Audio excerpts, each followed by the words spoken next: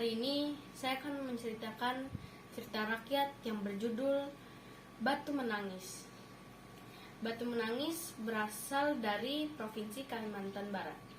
Untuk selengkapnya, mari kita simak cerita tersebut. Batu menangis. Dahulu kala, hiduplah seorang ibu dan anak perempuannya yang bernama Darmi. Ayah Darmi sudah meninggal saat dia masih kecil. Dahulu, mereka hidup berkecukupan. Namun, setelah ayahnya meninggal, Ibu Darmi harus bekerja keras di ladang demi hidup mereka. Karena setiap hari bekerja di ladang, kulit Ibu Darmi jadi kian gelap, berat tubuhnya juga menyusut.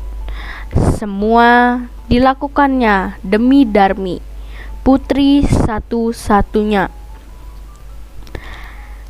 Namun, apa yang dilakukan Darmi? Dia tidak mau membantu ibunya. Kerjaannya setiap hari hanya berdandan. Dia juga enggan keluar rumah karena takut kulit yang gelap seperti ibunya. Suatu hari, Ibu Darmi ingin pergi bekerja sampai sore, karena saat itu sedang musim panen. Karena Ibu Darmi akan pulang sore, dia tidak bisa membuat makanan bekal untuk dimakan saat panen. Ia pun menyuruh Darmi untuk membuatkannya makanan untuknya. "Darmi, bisakah kamu membuatkan makanan untuk ibu?" ujar sang ibu. Tapi sayangnya Darmi tidak mau karena dia takut rambutnya menjadi rusak karena asap kayu bakar. Ibu Darmi yang mendengar jawaban tersebut hanya bisa menggeleng-gelengkan kepalanya dengan sedih. Saat lelah, ia beristirahat sambil meminum air kendi yang dibawanya. Dia pun berdoa dalam hati, "Ya Tuhan, tolong kami, ubahlah anakku dan lepaskan dia dari sifat malasnya." Besok harinya, ibu akan menjual hasil panen dari kerja ibu.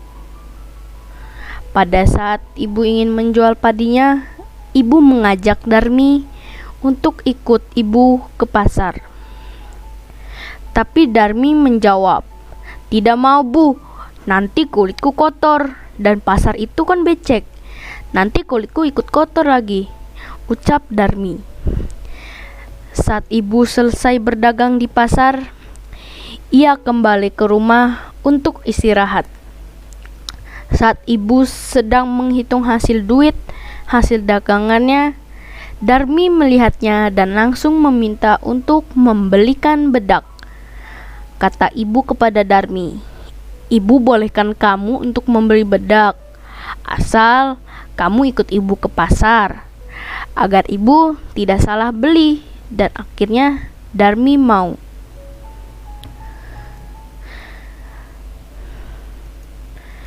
Tiba di tengah jalan, Darmi bertemu dengan seorang perempuan, dan itu adalah teman Darmi. Teman Darmi langsung menghampiri Darmi dan bertanya, "Hai Darmi, kamu mau kemana?" tanya teman Darmi. Darmi menjawab, "Aku mau ke pasar." Teman perempuan Darmi yang melihat ibunya dengan pandangan bertanya, "Dia siapa, Darmi? Ibumu ya?" Darmi yang tak ingin temannya tahu jika dia mempunyai ibu yang kotor dan jelek, segera menjawab, "Oh, ini mah pembantuku. Tentu saja bukan ibuku. Ih, amit-amit deh." Betapa sedihnya sang ibu mendengarnya, namun hanya ditahan dalam hati. Sampailah Darmi dan ibunya di pasar.